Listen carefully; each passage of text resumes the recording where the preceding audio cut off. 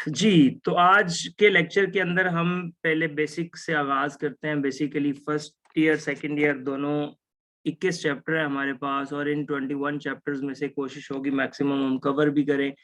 और आज का जो चैप्टर है हमारा वो है actually number system. Number system, अब मेरी कोशिश होगी ये साथ साथ एज ए नोट्स भी आपको मिल जाएंगी जो चीजें पढ़ी जाएंगी। नंबर सिस्टम में बेसिकली आपके पास क्या होते हैं, एक सेट है नेचुरल नंबर्स का जिसको आप देखते हैं 1 2 3 अप टू सो ऑन। उसके बाद आप सोच रहे होंगे ये बड़ी छोटी सी बातें हैं जो मैं बता रहा हूँ, लेकिन मेरा मकसद होगा आपको मल्टीपल चॉइस क्वेश्चंस बताना, तो वो इंशाल्लाह इससे निकाल के चीजें आपको साथ साथ दिखाऊंगा। होल नंबर्स का सेट है जिसको हम कहते हैं 0 1 2 3 अप टू सो ऑन। जब आप सेट ऑफ इंटीजर्स की जानिब जाते हैं तो आप कहते हैं 0 plus minus 1 plus minus 2 plus minus 3 up to so on. और रैशनल्स की बात जब हम करते हैं तो रैशनल नंबर्स कौन से नंबर्स होते हैं? रैशनल नंबर्स ऐसे नंबर्स को हम कहते हैं जिसको हम p ओवर q की फॉर्म में लिखते हैं, और हम कहते हैं कि q यहाँ पे 0 नहीं है और p और q दोनों के दोनों इंटीजर्स हैं। अच्छा, यहाँ पे रुक के मैं आप लोगों से सवाल पूछूं, क्या नेचुरल नंबर जो है ये होल नंबर का सबसेट है? जी बच्चों, is natural number a subset of the whole number? होगा। होगा। डाउट में कह रहे हैं या होगा? होगा। ये होगा। ऑब्वियसली होगा, क्योंकि नेचुरल में और होल में डिफरेंस ये है कि यहाँ पे एक जीरो एक्सीड कर गया है और वो सारे का सारा के एलिमेंट्स जो है वो इसके अंदर मौजूद हैं। इसका मतलब है नेचुरल होल का सबसेट है, और होल जो है ये इंटीजर्स का सबसेट है। अब जो सवाल है वो ये, क्या इंटीजर जो है वो सबसेट है रैशनल नंबर्स का? नहीं। नहीं, क्योंकि आप देखते हैं कि जो रैशनल्स हैं उसके अंदर तमाम नंबर्स जो है ना वो हैं सम p ओवर q टाइप के। अब आपको लगा कि इंटीजर्स जो हैं वो p ओवर q टाइप के नहीं हैं, तो अगर ऐसा लग रहा है तो लेट्स सपोज दैट मैं आपसे कहूं कि एक 4 ओवर 2 जो है इसको लिख सकते हैं हम 2, यस। और 2 इंटीजर्स में मौजूद है। आप कोई इंटीजर, कोई अपनी मर्जी का एक इंटीजर बताएं, मैं आपको कोशिश करता हूं उसको लिख के दूं p ओवर q की फॉर्म में, ताकि आपको ये यकीन हो जाए कि every integer is also a rational number. ये बात याद रखें कि इंटीजर्स जो होते हैं ये होल नंबर, ये रैशनल नंबर्स का सबसेट होते हैं। ना सिर्फ इंटीजर्स, नेचुरल सारे रैशनल्स होते हैं, होल सारे रैशनल्स होते हैं, इंटीजर सारे रैशनल्स होते हैं। ठीक हो गया? देखें, एक चीज पे पाबंदी है, और वो पाबंदी है कि q 0 नहीं हो सकता, डिनोमिनेटर में 0 नहीं आ सकता। 0 छोड़ दें, आप हर नंबर को ऐसे करके भी लिख सकते हैं 0 ओवर 1, 1 ओवर 1, 2 ओवर 1, 3 ओवर 1। क्यों? क्योंकि हमने सिर्फ एक रिस्ट्रिक्शन लगाई है, और वो रिस्ट्रिक्शन ये है कि q does not equals to 0। इसके अलावा तो हमने ये नहीं कहा कि q1 नहीं होना चाहिए, हमने ये नहीं कहा q2 नहीं होना चाहिए। सो अब मेरे ख्याल में अंडरस्टैंडिंग होगी कि हर इंटीजर रैशनल होता है। जी क्लियर है? Yes sir. ठीक हो गया। ये मैं साथ साथ थोड़ा थोड़ा इसलिए पूछता रहता हूँ कि ये ना हो मैं अकेला पढ़ाता रहूं और आप दोनों जो है जाके बर्तन धो रही हो, तो इसलिए मुझे साथ याद करवाना पड़ता है कि मैं बोल रहा हूँ। तो वो बाद में पता चले कि आप 1 घंटे बाद आके पूछे सर जरा दोबारा रिवाइज कीजिएगा, मैं कहूँ क्यों? वो सर मैं जरा ना लेक्चर ऑन करके काम चली गई थी जरा, तो इसलिए साथ साथ याद करवाता रहता हूँ। अच्छा, ये बच्चों ये यहां तक बात होगी। अब आपने बताना है जो ये रैशनल्स होते हैं ना, इसकी 3 कैटेगरीज एक्चुअली होती हैं। एक तो आप इसको लिख लेते हैं तमाम नंबर जिसको p ओवर q के फॉर्मेट में लिखा जाता है। एक आप रैशनल्स को कहते हो जिसकी जो डेसिमल है वो टर्मिनेटिंग डेसिमल फॉर्म का आ जाए, टर्मिनेटिंग डेसिमल फॉर्म। अब ये टर्मिनेटिंग डेसिमल फॉर्म क्या होती है ये भी अभी समझाता हूं। और तीसरे नंबर पे आप कहते हैं कि अगर कोई नंबर रिकरिंग डेसिमल फॉर्म का आ जाए। ये जो 3 टाइप्स होती हैं ये रैशनल्स बनाती हैं और बाकी जो बचेंगे वो इररेशनल्स होंगे। अब पी ओवर क्यू का फॉर्म तो मैंने आपको समझा दिया, ये जो इस साइड पे समझाई बात। कोई भी नंबर जिसको 2/3, 5/7, 5/1 समथिंग इस टाइप से लिखा जाए उसको रैशनल कहते हैं, पी ओवर क्यू फॉर्म का। ये जो टर्मिनेटिंग डेसिमल फॉर्म होती है इसमें बेसिकली क्या है कि लेट्स से दैट 5.371 स्टॉप हो गया। ये पॉइंट के बाद डेसिमल के बाद वैल्यूज अगर स्टॉप हो जाएं, टर्मिनेट हो जाएं, तो वो भी रैशनल नंबर होता है। अब इसकी 100 एग्जांपल्स बना लें आप। 9.415932 यहां पे आगे स्टॉप कर दें। मैंने ये नहीं कहा कि वो 4 वैल्यूज के बाद स्टॉप हो, 3 के बाद हो या 50 के बाद हो, वो जितनी भी वैल्यूज के बाद स्टॉप हो जाए, अगर उसका डेसिमल रुक जाता है, टर्मिनेट हो जाता है, तो वो नंबर रैशनल नंबर कहलाता है। ठीक हो गया। और अगली जो बात है वो है रिकरिंग डेसिमल फॉर्म की। अब ये जो रिकरिंग डेसिमल फॉर्म है आपके पास, ये होता है कि पॉइंट के बाद कुछ नंबर्स रिपीट होना शुरू कर दें। पॉइंट के बाद कुछ नंबर्स रिपीट होना शुरू कर दे, बेशक स्टॉप ना हो, टर्मिनेट ना हो। मिसाल के तौर पे 5 लेट्स से दैट ये 371 लिखा था, 371 लिखें, 371 लिखें और आप टू सो ऑन कर दें। अब आप देख रहे हैं एक खास नंबर्स की रेपिटेशन स्टार्ट हो गई है। तो जब इस तरह नंबर्स रिपीट होना शुरू हो जाएं, बेशक वो स्टॉप ना हो, उसको भी हम क्या कहते हैं? रैशनल कहते हैं। सो बच्चों ये 3 बातें समझ आ गई रैशनल की आपको।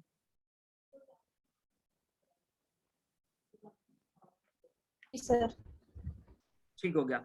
मैं एग्जाम्पल दूंगा और एग्जाम्पल देने के बाद आपको बाय नेम मैं बुला के पूछा करूंगा कि आप मुझे बताएं कि ये बात समझ आई है, और मुझे बताएं ये रैशनल है इररेशनल है। तो फिर आप लोगों ने मुझे साथ साथ गाइड करना है, मुझे भी कुछ सिखा दें, आप लोग अकेले ही सीख के फिर रहे हैं।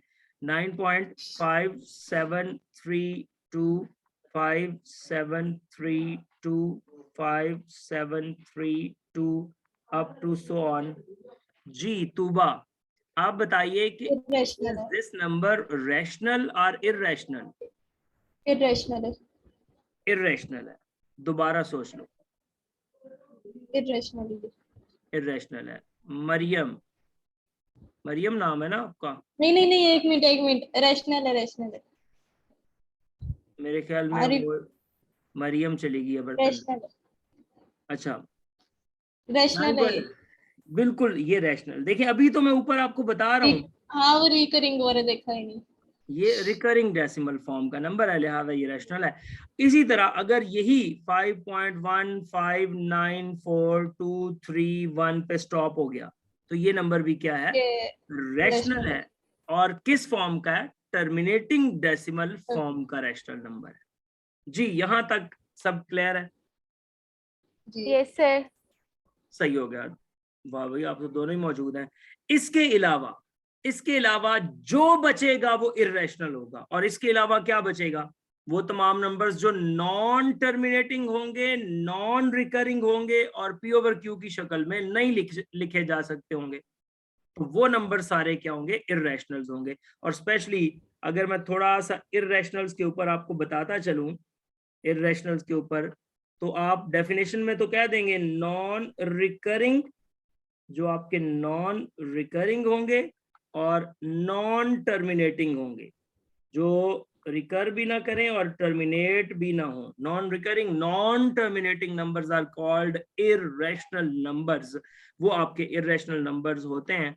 एग्जाम्पल के तौर पे आपने देखा, आपने प्रूव भी किया, √2, √3, √5, √6 लिख दें, 7 लिख दें, 8 लिख दें, ये सारे के सारे आपके इररेशनल नंबर्स हैं। जो चूंकि इनके पॉइंट्स, इनके डेसिमल में ना स्टॉप आएगा ना टर्मिनेशन आएगी, इसलिए ये सारे नंबर इररेशनल नंबर्स हैं।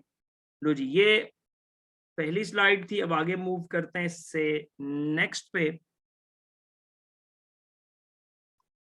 ई कैट 1 सेव एक तरतीब से हम करते जाएंगे। डाउनलोड्स में एक फोल्डर बना लेते हैं।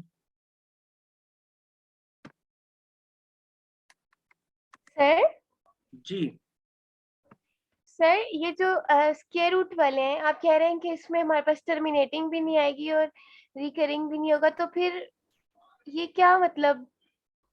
मैं मतलब बताता हूँ जी।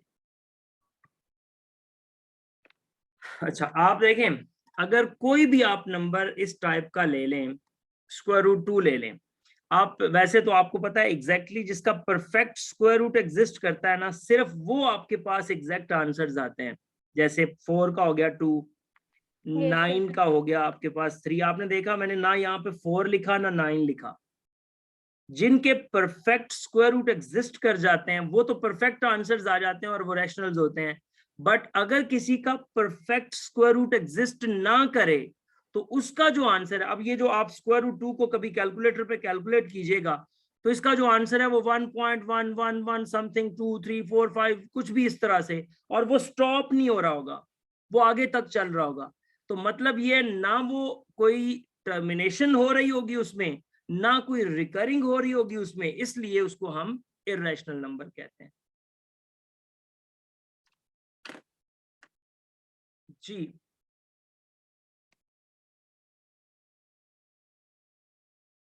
आगे बढ़ते हैं इससे नेक्स्ट। अब एक बड़ा इंपॉर्टेंट नंबर है जिसको आप पाई के नाम से जानते हैं। What is pi? ये जो पाई आपके पास होता है, अब इसके बारे में आप बड़ा जानते हैं। पहले मैं इसकी डेफिनेशन अगर लिख दूं आपको ताकि आपको डेफिनेशन का भी आइडिया हो जाए। The constant ratio between the constant ratio between the circumference of the circle, between the circumference of the circle and the diameter of the circle. अब जरा गौर कीजिएगा क्या कहना चाह रहा हूं। Between the circumference of the circle and the diameter of the circle, आप क्या करें जी, एक आप बनाएं, लेट्स से दैट ये आपके पास एक सर्कल है। इस सर्कल के अंदर आप देखिएगा, इस सर्कल के अंदर आपने बनाया एक डायमीटर। जरा गौर कीजिएगा इस बात पे, ये बना दिया आपने डायमीटर। अब ये circumference of the circle and the diameter of the circle. अब देखिए मैं यहाँ पे आप लोगों को ये बताने जा रहा हूं कि जो सर्कमफ्रेंस ऑफ द सर्कल है वो सी आपके पास होता है। सर्कमफ्रेंस, ये जो सर्कमफ्रेंस एक्चुअली किसको कहते हैं? Length of the boundary. ये जो ब्लैक कलर में सारी बाउंड्री बनी हुई है सर्कल की, ये सर्कमफ्रेंस है। और ये लेंथ ऑफ द बाउंड्री और सर्कमफ्रेंस को सी से जाहिर किया जाता है और इसका आंसर एक्चुअली क्या होता है? 2πr आमतौर पे हम कहते हैं। और जो डायमीटर होता है, डायमीटर को हम डी से जाहिर करते हैं और ये 2 टाइम रेडियस के इक्वल होता है। ऐसे ही होता है ना, दरमियान में सेंटर आ जाता है और एक रेडियस इधर आ जाता है, एक रेडियस इधर आ जाता है। तो एक डायमीटर में 2 रेडियस होते हैं। अब डेफिनेशन देखें मैंने क्या लिखी है। मैंने कहा द कांस्टेंट रेशो, किस किस की रेशो? सर्कमफ्रेंस की और डायमीटर की। अब जरा गौर करें, सर्कमफ्रेंस की डायमीटर के ऊपर रेशो को हम कह रहे हैं कि ये पाए है। तो जरा चेक करें, सी का फॉर्मूला होता है 2πr और डी का फॉर्मूला क्या होता है? 2r। 2 से 2 कैंसिल, r से r कैंसिल, तो c ओवर d किसके इक्वल आ जाएगा? पाए के। तो मैंने यहाँ क्या डेफिनेशन बताई थी? The constant ratio between the circumference of the circle and the diameter of the circle, इसको हम पाए कहते हैं। यहां तक कोई सवाल पूछना हो आप लोगों ने?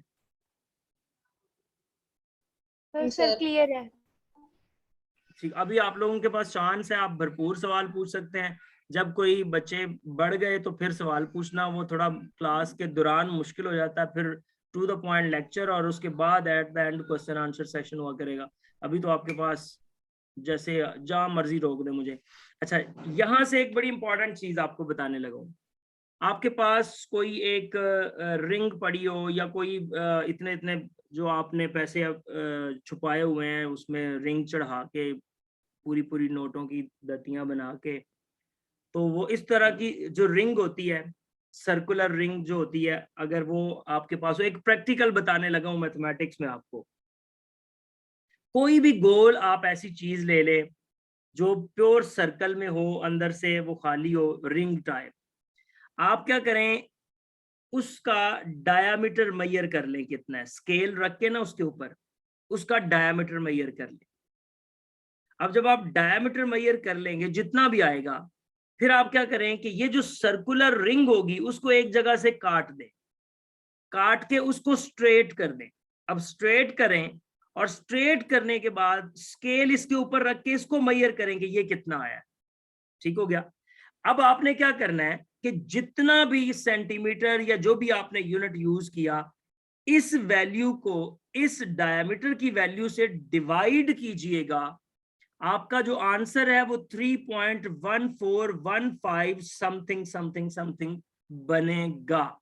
अब बेशक तूबा ने जो सर्कल यूज किया वो इतना हो और जो मरियम ने सर्कल यूज किया वो इतना हो, इससे फर्क नहीं पड़ेगा। आप देखिएगा आपका भी वही आंसर ये होगा आमना, जो सेकंड का आंसर होगा। जी जी कहिए। इसका नाम आमना है। Aamna, sorry sorry sorry sorry sorry Tuba sorry, का पूरा नाम है तूबा मरियम। तूबा मरियम। अब मिक्स कर दिया ना यार आप लोगों ने, एक तूबा और साथ मरियम और आगे भी कुछ रख दो तो मैं एक को ही तीन तीन नामों से बुलाई जाऊंगा। नहीं, मेरा नाम आमना है, उसका नाम तूबा है। चलें, sorry sorry, okay sir. Tooba और आमना, ठीक हो गया भाई। अच्छा, बात मेरी समझें कि मैं क्या कहना चाह रहा हूं? अगर नहीं पता चला तो बता दें। सर हो गया सर। आगे सर। सही, मैंने कहा नहीं तो आप लोगों को कोई ऐसे ऑनलाइन प्रैक्टिकल दिखा देते हैं। बहरहाल इसको आप जरूर ट्राई कीजिएगा, फिर आपको ये पता चलेगा कि ये पाई की वैल्यू फिक्स ऐसे क्यों कर दी गई थी। मतलब ये जो C/D कहा गया, ये क्यों कहा गया है, और बड़े लोगों ने इस पे बड़े बड़े, और आपको पता है कि इंटरनेशनली पाई डे सेलिब्रेट किया जाता है। पाई का जिक्र आ गया तो इंटरनेशनली एक डे है जिसको पाई डे के नाम से याद किया जाता है। आप दोनों में से कोई बताएगा वो कौन सी डेट है जो पाई डे के लिए सेलिब्रेट की जाती है? पता ही नहीं है। नहीं पता। पाई की वैल्यू पे गौर करें, 3.14, इस वैल्यू में से डेट निकालें। अब 14th मंथ तो नहीं हो सकता, ऐसा ही है ना, मंथ तो 12 ही होते हैं ना साल में। इसका मतलब है 14वां महीना तो मैं नहीं कह सकता ना, इसका मतलब है 14 डेट 14। होगी और 3 मंथ होगा। वाह भाई वाह, ये हुई ना बात। लिहाजा 14th मार्च जो होता है ना, 14 मार्च, हाँ। हर साल बिल्कुल उसको बिल्कुल। पाई डे से सेलिब्रेट किया जाता है। देखे मैथमेटिक्स की खूबसूरती। अच्छा जी, ये बातें इसलिए बताना मकसूद होती हैं कि आपके जहन के अंदर एक बात परमानेंटली बैठ जाए, आपको आइडिया हो जाए, अच्छा ये इस बात का मतलब था, ये बातें हो रही थी। लो जी, अब मेरा सवाल आप लोगों से ये है कि आप आमतौर पे पाई की वैल्यू को बड़ा यूज करते हैं और कहते हैं 22/7 के इक्वल होती है। तो अब मेरा सवाल ये, मैंने इक्वल नहीं लिखी वैसे यहाँ पे, मेरा सवाल ये, पहले तो ये बताएं 22/7 22/7 रैशनल है या इररेशनल है? P/Q की फॉर्म में है तो रेशनल होगा। रैशनल ही है। ऑब्वियसली रैशनल है, क्योंकि ये P/Q की फॉर्म में हमें साफ नजर आ रहा है और वो रैशनल है। अब अगर हम पाई को 22/7 सपोज कर लें तो फिर पाई भी क्या हुआ, रैशनल, क्योंकि हम 22/7 को रैशनल कहते हैं, और पाई अगर उसके इक्वल है तो फिर वो भी रैशनल हुआ। But remember that pi is an irrational number. अब ये इसका मतलब क्या हुआ, या तो फिर ये इसके इक्वल नहीं है, या फिर मैं गलत कह रहा हूं कि मतलब रैशनल होना चाहिए इसको। अब याद रखें पाई जो हम आज तक लिखते आए कि 22/7 के इक्वल है, ये इसके इक्वल नहीं होता, नहीं होता और नहीं होता। ये इसके अप्रोक्सीमेटली इक्वल जरूर है। और वो अप्रोक्सीमेटली कैसे है? 22/7 को कैलकुलेट करें तो जवाब आता है 3.1428 समथिंग, और पाई की वैल्यू को कैलकुलेट करें तो आंसर आता है 3.1415 समथिंग। इसका मतलब ये हुआ कि ये देखें इतनी वैल्यू सेम आ रही थी तो लोगों ने पाई को 22/7 के इक्वल मान लिया, जबकि ऐसा नहीं है। 22/7 इज समथिंग डिफरेंट और 3.1415 समथिंग समथिंग समथिंग चलता जाएगा, ये something different. Pi is an irrational number, 22/7 is a rational number. एक सवाल आपसे पूछा जा सकता है मल्टीपल चॉइस क्वेश्चंस में कि कितने डेसिमल प्लेसेस तक पाई और 22/7 सेम है, ये सवाल बताएं। How many decimal places are same? शाबाश। 3.14 तक के ना। मुझे नंबर्स बताना है। चलिए, how many decimal places are same? 2, 3, 5, 9, कितनी डेसिमल प्लेसेस सेम है? 2 तक। 2 पे ऑब्वियसली हमने देखा ना 1, 4 और 1, 4 सेम है, उसके बाद चेंज हो जाती है सिचुएशन। लिहाजा ये आपसे मल्टीपल चॉइस क्वेश्चन में पूछा जा सकता है कि कितने डेसिमल प्लेसेस तक ये बात एक जैसी है और उसके बाद बदल जाती है। सो ये आपके पास पाई से रिलेटेड कुछ बेसिक बातें थी जो डिस्कस की। आगे हम चलते हैं पेज 3 के ऊपर, ECAT2 कंट्रोल N, और ये हो गया सेव, और हम आगे चलेंगे।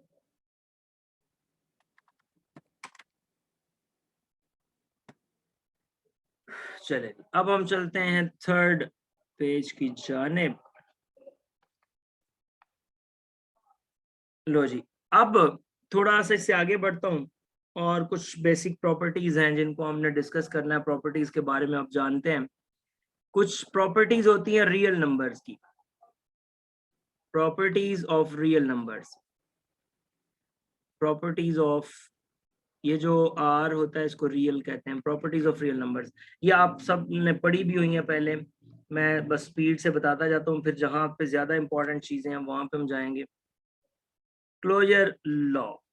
अब ये क्लोजर लॉ क्या होता है कि किसी भी सेट में से आप 2 एलिमेंट्स लेते हैं, लेट्स से दैट रियल की बात हो रही है, उनके ऊपर प्लस माइनस मल्टीप्लिकेशन जो भी हमने ऑपरेशन लगाया, जवाब दोबारा उसी सेट में से अगर आ गया तो आप कहेंगे कि R is closed under the given operation. Closed under जो भी ऑपरेशन है, लेट्स यहाँ पे स्टार है, star means that plus minus multiplication division कुछ भी हो सकता है। फॉर एग्जाम्पल, एक सेट है 0, 1, आपसे ये पूछा जाता है कि क्या ये सेट अंडर एडिशन क्लोज्ड है, तो आपने बताना है कि ये सेट अंडर एडिशन क्लोज्ड है। तो बड़ा आसान जो तरीका होता है वो ये होता है कि एक छोटा सा टेबल बना लें, अंडर एडिशन करना है 0, 1, 0, 1, 0 को 0 में ऐड किया आंसर 0, 0 को 1 में ऐड किया आंसर 1, 1 को 0 में किया तो आंसर आ गया 1, और 1 को 1 में करेंगे तो आंसर 2। अब आप मुझे बताएं, क्लोजर प्रॉपर्टी के तहत मैंने कहा था जो आंसर आए वो भी उसी सेट में से आना चाहिए जिसमें से वो एलिमेंट्स थे। तो आप इस बात पे रुक के जरा बताइएगा, क्या ये set S under addition closed है? नो। नहीं। शाबाश। क्यों नहीं है? क्योंकि सर उसके सेट में 2 है ही नहीं। शाबाश, इस सेट में 2 नहीं है, तो ये चूंकि बिलोंग नहीं करता इसलिए ये अंडर एडिशन क्लोज्ड नहीं है। अच्छा, अंडर मल्टीप्लिकेशन, अब आपको फौरी देख के ही नजर आ जाएगी बात। अंडर मल्टीप्लिकेशन सोचे, क्लोज्ड है। शाबाश, 0, 1, 0, 1, 0, 0 और 0, 1। हमें इससे गर्ज नहीं कि आंसर क्या आ रहे हैं, हमें इससे गर्ज है कि जो आंसर आ रहे हैं वो सेट में हैं या नहीं है। तो सेट में हैं तो इसका मतलब है क्लोज्ड है। लो जी, इसको कहते हैं क्लोजर प्रॉपर्टी।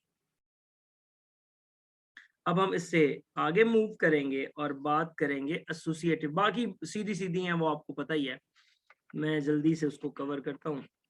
एसोसिएटिव प्रॉपर्टी या एसोसिएटिव लॉ जो है उसको हम ये कहते हैं कि ये हमारे पास एसोसिएटिव लॉ या एसोसिएटिव प्रॉपर्टी ये होती है कि for all A B C belongs to the set of real numbers A star B star C, ये जो है that should be equals to A star B star C.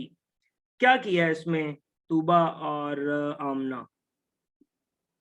Sir इसमें places change किए मगर आंसर तो वही आएगा क्योंकि मल्टीप्लिकेशन अगर इसमें हो रही है मतलब जो भी ऑपरेशन है अगर वो उसको होल्ड करता है, लेट्स वो equal मल्टीप्लिकेशन आएगा। की बात कर रहे हैं या एडिशन की बात कर रहे हैं, सिर्फ हमने ब्रैकेट्स चेंज की हैं, नथिंग एल्स, इसके अलावा कोई काम नहीं किया, शाबाश। इसके बाद जो नेक्स्ट प्रॉपर्टी है वो है आइडेंटिटी एलिमेंट। आइडेंटिटी एलिमेंट, अब बच्चों मुझे बताइएगा आइडेंटिटी, पहले बताएं आइडेंटिटी होती क्या है? जो सही जवाब देगा उसको इनाम मिलेगा। आइडेंटिटी 1 अच्छा 1 होती है।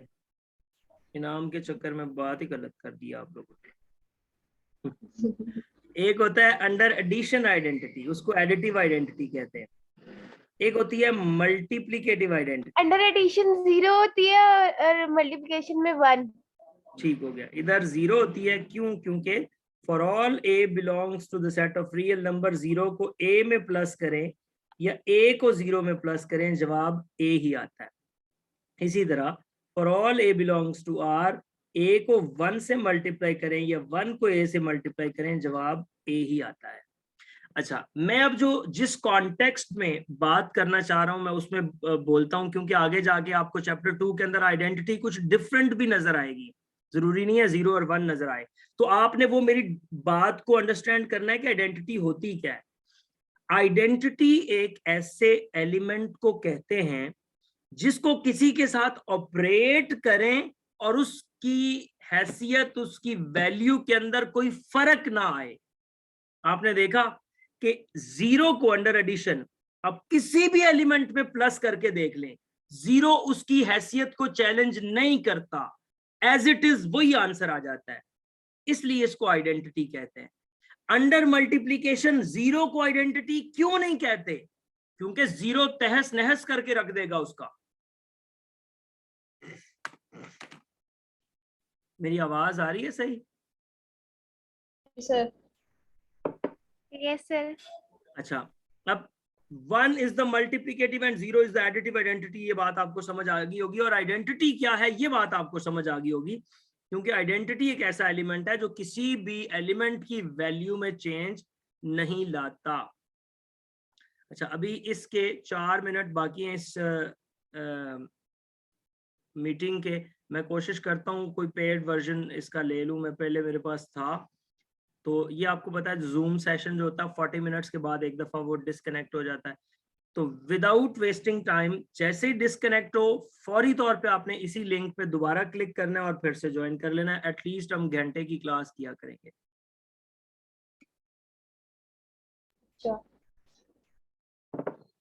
अच्छा जी, ये हो गया। इसके बाद अब आते हैं इनवर्स एलिमेंट पे।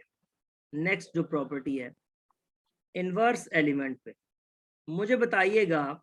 अब देखें, अगर आइडेंटिटी 2 तरह की है तो इनवर्स भी तो 2 तरह के होंगे। एक को हम कहेंगे एडिटिव इनवर्स और एक को हम कहेंगे मल्टीप्लिकेटिव इनवर्स। जो एडिटिव इनवर्स होता है वो होता है किसी भी एलिमेंट में क्या प्लस करें कि जवाब एडिटिव आइडेंटिटी आ जाए। -a शाबाश। तो ए में -a ऐड करेंगे तो जवाब एडिटिव आइडेंटिटी आएगा। इसी तरह ए को किससे मल्टीप्लाई करें कि जवाब मल्टीप्लिकेटिव आइडेंटिटी आ जाए? ए से 1 से 1/a से नहीं। इसी से। अब मैं आपसे पूछूंगा, हाँ 1 ए कैंसिल हो। अच्छा हाँ अच्छा अब आप लोगों ने बताना है कि -3/4 का एडिटिव इनवर्स क्या है। -4/3। दोबारा सोच। नहीं +4/3। +4/3। फिर सोच ले। हाँ +4/3 होगा। 4/3। नहीं +3/4। +3/4। सही हो गया। इस तरह वहां पे 4 बॉक्स होते हैं, तो आपने पता क्या करना है, ये वाला आंसर है। ओ नहीं, ये वाला आंसर है। ओ नहीं नहीं नहीं नहीं, सच ये वाला आंसर है। ओ ले, आंसर तो ये वाला था। इस तरह इस तरह जवाब नहीं देने वहां पे, नहीं तो सारे वो कहेगा ओए ये वाला भी आंसर है, ये वाला भी आंसर है, ये वाला भी आंसर है, फिर वो कहेगा ये वाला आंसर नहीं है, आंसर इसका ये वाला है। नहीं +3/4 पक्का है। ठीक हो गया, +3/4। याद रखें बच्चों, जो एडिटिव इनवर्स होता है ना, एडिटिव इनवर्स में same element with opposite sign. ठीक हो गया। आप देखें ना, -3/4 है तो +3/4 कर दें। ये जो आपने रेसिप्रोक किया था ना, वो मल्टीप्लिक, फर्ज करें मैं आपसे कहता हूं -3/4 का मल्टीप्लिकेटिव इनवर्स क्या है, -4/3। वो शाबाश -4/3 है। उसमें साइन चेंज नहीं होता, लेकिन सिर्फ रेसिप्रोक कर दिया जाता है, उसको उल्टा दिया जाता है, तो उसको हम मल्टीप्लिकेटिव इनवर्स कहते हैं। इसके बाद हम मूव करेंगे और इसकी नेक्स्ट प्रॉपर्टी के ऊपर, जिसको हम कहते हैं जी, वो है कॉम्यूटेटिव लॉ। बस 2 प्रॉपर्टीज और हैं, फिर हम आगे कॉम्प्लेक्स की जानिब जाएंगे, बाकी प्रॉपर्टीज आप देख लेंगे कोई भी अगर और होंगी। Commutative law, commutative law. Class में आप दोनों क्लास फेलोज हैं, एक ही कॉलेज में पढ़ते थे, जी। तो ये लेट्स से दैट तूबा बैठी हुई है और ये, मुझे नाम भूल गया, आमना बैठी हुई है, और ये आमना बैठी हुई है, ये तूबा बैठी हुई है। आप लोगों की दोस्ती इतनी है, कोई फर्क नहीं पड़ता, कोई इधर बैठ जाए उधर बैठ जाए, ऐसे ही है। जी। और वो जी इसने बहुत ढीला सा कहा है, दूसरी जो भी है, मुझे नहीं पता इस वक्त कौन बोल रहा है, इसने जी बहुत ढीला सा कहा है, ये आपकी दोस्ती को इतनी इंपॉर्टेंस नहीं दे रही। अच्छा, नहीं बहुत ज्यादा है। A* B = B*A। बच्चों इससे मुराद ये है कि 2x3 कर लें या 3x2 कर लें, आंसर तो 6 ही है, इससे फर्क नहीं पड़ता। हाँ, मल्टीप्लीकेशन